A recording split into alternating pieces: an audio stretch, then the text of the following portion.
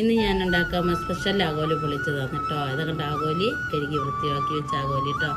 മഞ്ഞൾപ്പൊടി, മുളക് പൊടി, കാശ്മീരി മുളക് പൊടി, കുരുമുളക്, ഉപ്പ്, ചെറുനാരങ്ങ നീരും കൂട്ടി നല്ലോണം കുഴച്ച് വെക്കുമ്പോൾ ഇവൻ കേട്ടോ.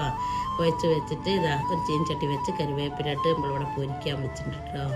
ഇതാ ഇതിന് ആവശ്യമായ ചേരുവകൾ വെളുത്തുള്ളി, ഇഞ്ചി, ചുവന്നുള്ളി, തക്കാളി മിക്സിയിൽ അരക്കണം.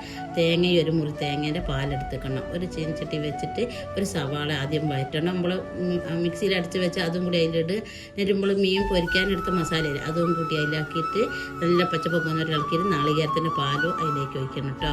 എന്നിട്ട് നമ്മളൊരു ഇല വെട്ടിയിട്ട് ഇല വാട്ടിയിട്ട് നമ്മൾ ആറ് മസാല തേച്ച് ആകോലിനയിൽ കിടത്തി നമ്മൾ അതിനെ പൊള്ളിക്കാൻ പോകും കേട്ടോ. ഇതാ ചീൻചട്ടി വെച്ച് ഇതാ അതിലേക്ക് നമ്മൾ ഇവനെല്ലാം കിടത്തട്ടെ കേട്ടോ. എന്നിട്ട് പൊള്ളിക്കാം. എന്നിട്ട് മൂടി വെച്ച് അല്പം സമയം കഴിഞ്ഞിട്ട് നമ്മൾ മറിച്ചിടും കേട്ടോ. ഇതാ മറിച്ചിട്ട് നോക്കുമ്പോൾ നമ്മൾ ആകോലി ഇവിടെ പൊള്ളിച്ചത് ഇവിടെ റെഡിയായി മക്കളെ. എല്ലാവരും ചെയ്ത് നോക്കണേ. ലൈക്ക് തരണം, ഷെയർ ചെയ്യണം, സബ്സ്ക്രൈബ് ചെയ്യണം മറക്കാതെ കേട്ടോ. ഓക്കേ.